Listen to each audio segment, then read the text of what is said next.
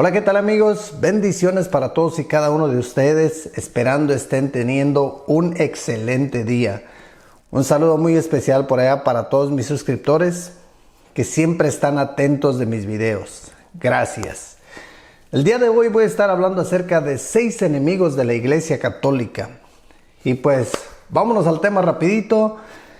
Para empezar, nuestro Señor Jesucristo le dijo a los discípulos: si persiguieron al Hijo de Dios, a ustedes también los van a perseguir. Si hablaron mal del Hijo de Dios, de ustedes también van a hablar mal. Así que no se sorprendan. Ahora, hablando religiosamente, ¿cuál es la denominación que más ha sido perseguida a través de los años? Pues claro está, la Iglesia Católica. Yo no me he dado cuenta de que estén persiguiendo a los adventistas del séptimo día, a los evangélicos, a los luteranos, a los episcopales, a los presbíteros, etcétera, etcétera. Porque si nombro cada una de esas denominaciones, quién sabe a qué hora se acabe. Son miles y miles. Ahora, para irnos con este tema, no voy a profundizar mucho ni me voy a ir punto por punto, porque si lo hacemos de ese modo, vamos a durar días en terminar este video. Así que vámonos a ir yendo uno o dos puntos que voy a ir explicando de cada enemigo de los que les voy a mencionar. ¿Cuáles son estos enemigos? Bueno, está César Nerón, está Arrio, quien fundó los arrianos, está Nestorio, el fundador de la secta nestoriana, está Martín Lutero, está Ulrico Zwinglio y está Juan Calvino. 6. Aunque hay muchísimos más, pero en esta ocasión vamos a hablar nada más de estos 6. Y para empezar, pues vámonos luego con César Nerón. César Nerón, en cuanto empezó o antes de empezar su reinado, ya empezó de manera mal. ¿Por qué? Porque la madre de él fue cómplice en el asesinato del emperador que reinaba en ese tiempo. ¿Para qué? Para que posteriormente su hijo Nerón fuera el que lo sucediera en el puesto, y así fue. Ahora, ¿qué hizo César Nerón? Pues hizo un montón de locuras, de toda clase, y de todo lo que hacía, siempre para él salir librado le echaba la culpa a los cristianos de esa época. Encendió Roma, ¿quién fue? Los cristianos. Había revueltas, ¿quién fue? Los cristianos. Se los llevaba al Coliseo y los mataba dentro del círculo de ahí del estadio, haciendo un espectáculo para que toda la gente los viera. Imagínense, era a tal punto la persecución que tenían que hacer sus misas en las catacumbas para poder recibir el sacramento de la Eucaristía. Su locura llegó a tal grado que un día decidió cortarle el vientre de lado a lado a su mamá para ver de dónde había salido él.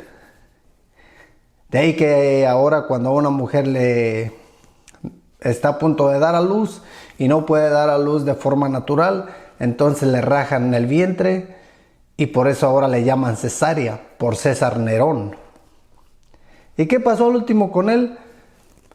Pues siguió enloqueciendo y enloqueciendo hasta que llegó al punto que se suicidó. ¿Y pudo con los cristianos? No pudo derrotarlos. Número 2, Arrio. Arrio era un obispo de Alejandría.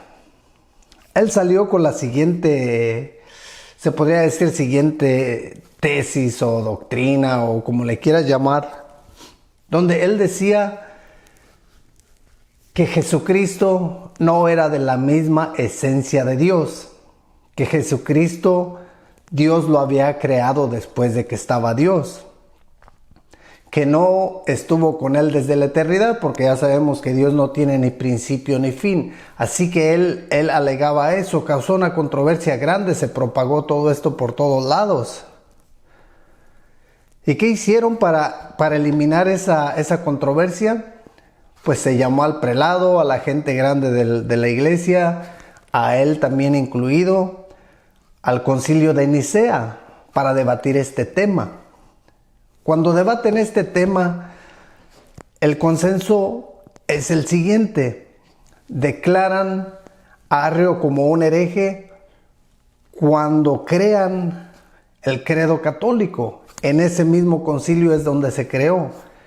Y ese credo católico es el que nosotros profesamos, que dice que Jesucristo es Dios de Dios, luz de luz, Dios verdadero de Dios verdadero, engendrado, no creado, de la misma naturaleza del Padre, por quien todo fue hecho. Acabando así con esta controversia de Arrio, quien posteriormente fue declarado un hereje.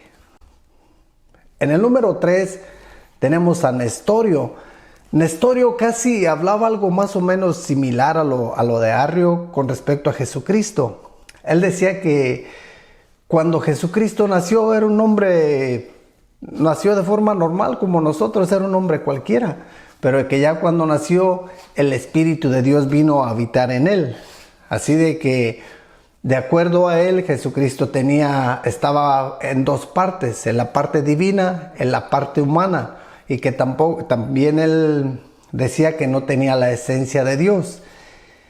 Y también él decía y alegaba y aseguraba que la Iglesia Católica se ponía por encima a María, María se ponía por encima de Dios, cuando en realidad eso no es así. Entonces, para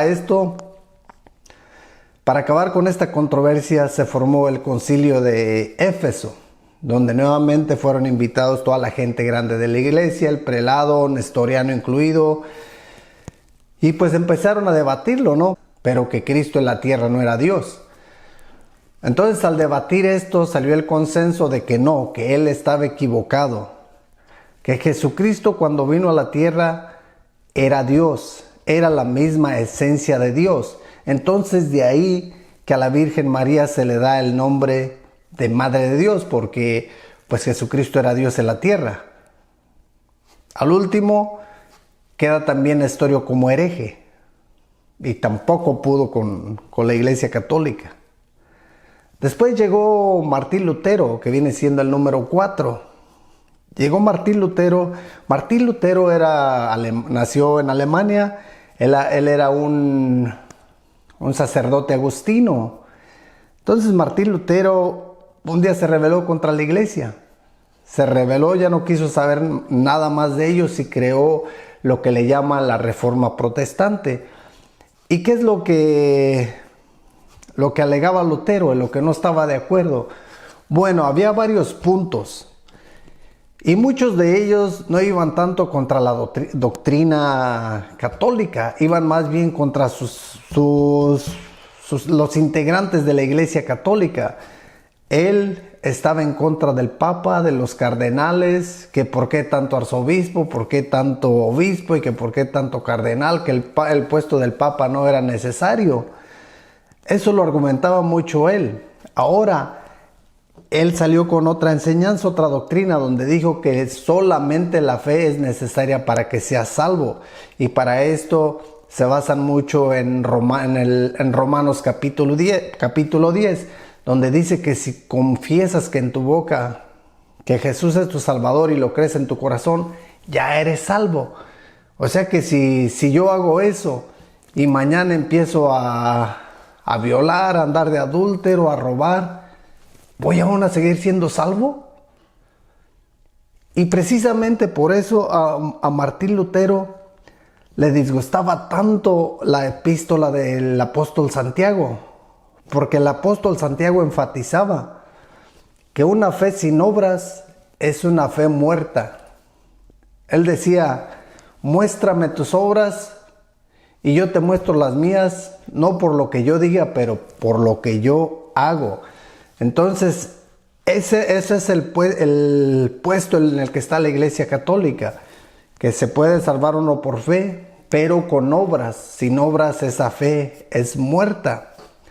Ahora Martín Lutero también abolió el celibato sacerdotal. También dijo, no, ¿sabes qué? Ya está, eso no, quítenme eso de aquí. ¿Por qué? Pues porque estaba enamorado y se quiso casar, y para no quedar en mal, para no decir que porque había hecho, pues lo aprobó él mismo. Ahora, hizo algo que puede, o que la Iglesia Católica estaba equivocada en lo que vienen siendo las indulgencias. ¿Qué es una indulgencia? Una indulgencia es la remisión parcial o total del castigo temporal que aún se mantiene por los pecados después de que la culpa ha sido eliminada por absolución. ¿Cómo trabajaba esto? Bueno, de acuerdo a lo que he leído, las indulgencias era, vamos a decir que tú tenías un pecado grande, ¿no? Entonces, para que más rápido se te perdonara, pues tenías que dar un dinero y pagabas esa indulgencia y ya quedabas absuelto. O también lo usaban para sacar más pronto a las almas del purgatorio. Entonces, él no estuvo de acuerdo. ¿Y qué hizo la Iglesia Católica al respecto? En este punto dijo la Iglesia Católica, ¿sabes qué? Quitamos eso. Eso sí está desviando a la gente. Eso no va con las enseñanzas de Jesucristo. Se eliminaron las indulgencias. Porque la Iglesia Católica es una iglesia también de humanos. Aunque sea fundada por Cristo, es iglesia de humanos y también se cometen errores. Lo bueno es corregirlos, como la Iglesia Católica lo hizo. Ahora, como te digo,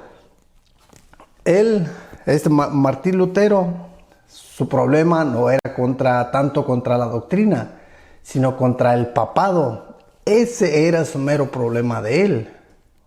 Porque Martín Lutero aprobaba la confesión. Él una vez en sus cartas dijo, la confesión que se hace a fuerzas, que es por obligaciones, o no sirve. Pero una confesión en privado, de manera voluntaria, es totalmente aceptable y se te borran tus pecados. Ahora él también aceptó el bautismo de infantes. También él lo aprobó. A él lo bautizaron un día después de que él nació. Ahora me vas a decir, pero entonces, ¿por qué lo bautizaron si él todavía ni sabía? No lo podían bautizar así. Bueno, ¿y por qué cuando creció, supo de las Escrituras, no se volvió a confesar? Ese es el punto. Entonces, Martín Lutero se rebeló feo contra la iglesia, pero les digo, más que nada fue contra el papado, no tanto contra la doctrina de la iglesia. Ahora, si muchos que siguen las enseñanzas de Martín Lutero, si él aprobó la confesión en privado y de manera voluntaria, ¿por qué dicen que la confesión es solamente con Dios? Si Martín Lutero aprobó el bautismo de infantes, ¿por qué dicen que si siguen a Martín Lutero, por qué dicen que solamente los adultos se deben bautizar? Entonces, esa es la parte de Martín Lutero. Ahora, hay muchas cosas que muchos creen que no se deben hacer, que porque no dicen en la Biblia. Pero también Martín Lutero decía que si no lo prohíbe la Biblia, no hay problema con que se haga. Pero Martín Lutero fue uno de los peores enemigos de la Iglesia Católica. Ahora, después de Martín Lutero, bueno, antes de terminar con Martín Lutero, te voy a leer unas frases que él dijo con respecto a los papas, aceptando él lo que había recibido. Él dijo: estamos obligados a reconocer a los papistas que son ellos los que tienen la palabra de Dios, que la hemos recibido de ellos y que sin ellos no tendríamos ningún conocimiento de esta. Eso lo dijo Martín Lutero. Ahora vámonos con el número 5. El número 5 es Ulrico Zwinglio. ¿Quién era Zwinglio? Zwinglio era un teólogo suizo. Era todavía más extremista que Martín Lutero. Si de plano no lo veía en la Biblia, aunque no lo prohibiera, no lo quería hacer. No celebraba ninguna clase de eventos, no celebraba cumpleaños, nada de eso celebraba. Y dijo Zwinglio llegó a la conclusión de que muchas de las doctrinas de la Iglesia Católica estaban en contradicción con las enseñanzas del Nuevo Testamento. Por eso Zwinglio estuvo muy en contra de la doctrina que se practicaba en la Iglesia Católica. ¿Qué fueron una de las cosas que hizo él? ¿En qué forma reformó él? ¿O cómo trabajó la reforma de él? Bueno, para empezar, él no creía que Jesucristo estaba en el pan y el vino. En verdad, que estaba ahí en verdad. Él decía que era nada más como un signo, pero que no, él no creía en esa parte. Él no creía que Jesucristo estaba presente en el vino y el pan. Y Martín Lutero sí lo creía. Entonces no salían de acuerdo. En esa fue una de las cosas que entre ellos dos nunca se pudieron poner de acuerdo. Que era otra cosa que no creía Zwinglio. No creía en el ayuno. Creía, a su modo de ver, que el ayuno tampoco no era cristiano. Por lo tanto, no se debería de seguir el ayuno. Otra cosa que hizo, abolió las misas también. También él terminó con el celibato sacerdotal. Como te digo, muchísimas de las doctrinas que se practican en la Iglesia Católica, él dijo, ¿sabes qué? Esto no va más. Esto no lo puedo seguir aprobando. ¿Qué otra cosa hizo? Zwinglio también eliminó las imágenes de las iglesias. A Martín Lutero le preguntaron una vez, ¿tienen algo de malo las imágenes en la iglesia? Y él dijo, no, las imágenes no tienen nada de malo, incluso te pueden dar hasta una enseñanza. Lo que sí es malo es cuando ya las pones en el lugar de Dios y empiezas a adorarlas. Eso es lo malo, eso sí es lo que está malo. Pero acá Zwinglio las eliminó por completo, siendo así otro enemigo férreo de la Iglesia Católica. Y tenemos al último, al sexto, Juan Calvino. ¿Quién era Juan Calvino? Juan Calvino era un muchacho francés que desde como a los 22 años tuvo que salir exiliado de Francia. Tuvo que salir corriendo de ahí. Entonces fue y se refugió en Suiza. Llegó ahí y en cuanto llegó a Suiza, creó su propia reforma también. Él fue casi como quien dice quien continuó con la reforma de Martín Lutero. Las cosas que él puso cambiando la doctrina, él decía que nadie participara de las santas cenas si no es con verdadera piedad y genuina reverencia. Quería que se reformaran las leyes concernientes al matrimonio según la palabra, ya que el Papa las ha confundido de tal modo, dictando decretos a su antojo. ¿Es esto verdadero? ¿El Papa decreta a su antojo lo que es el matrimonio? Dijo Jesucristo que cuando uno se casa era para toda la vida, porque los dos se hacen uno y es una pura carne.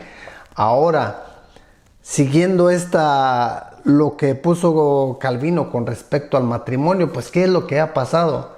Que si tú estás en una iglesia protestante, pues te casas una vez, no la hiciste, te divorcias, te casas otra, tampoco te casas otra y óyeme, pues se hace un relajo. ¿Dónde queda el respeto? ¿Dónde queda lo que estableció Jesucristo de que solamente una vez se tenía que casar y era para siempre? ¿Dónde quedaba? Ahora también Juan Calvino decía que el que se va a salvar, ya Dios sabe quién es y ya lo predestinó y ya tiene la salvación segura. Pues como les estaba diciendo con lo de la sola fe que decía Martín Lutero, en este caso también de Calvino, entonces pues vamos a hacer lo que queramos. Al cabo, si estoy salvo, pues ya estoy, y si no, pues ya ni modo, el día del castigo pues ahí voy a pagar. Esto es contradictorio con lo que es el libre albedrío, porque con el libre albedrío tú puedes decidir si te quieres salvar o no te quieres salvar. Puras contradicciones. Calvino era un poco más como más llevativo, como le preguntaban a Martín Lutero si se podía celebrar la Navidad. Él decía, pues, no hay problema, él la celebraba. Él está escrito en sus cartas que él celebraba la Navidad. Zwinglio decía que no, que eso no se tenía que celebrar. Le preguntan a Calvino y dice, pues, cada congregación que lo haga como quiera. Ahí si uno lo quieren celebrar, que lo celebren. Si el otro no lo quiere celebrar, que no lo celebre. En otras palabras me está diciendo, pues me da igual, haga lo que quieran. Entonces, todos estos son los enemigos y solamente son algunos de tantos enemigos de la Iglesia Católica. Pero ¿qué ha pasado? Se fue uno, llegó otro, vino otro. ¿Y qué le pudieron hacer a la iglesia? Nada. Porque la iglesia no la fundaron los hombres, la fundó Jesucristo. Y cuando uno está en contra de la iglesia que fundó Jesucristo, nos estamos poniendo en contra de Él. ¿Y quién le va a ganar a Él? Es como estar peleando contra Dios. Ahora, con este tema, pues no estoy tratando de ofender, de contradecir, de nada.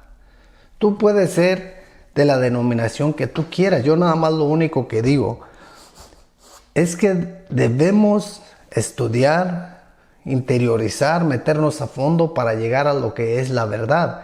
No solamente seguir a alguien porque te dijo, no, pues mira, este es el camino, vamos a darle por aquí, y esto es así, y ya se lo creíste. No, ve e investiga para que no te engañen.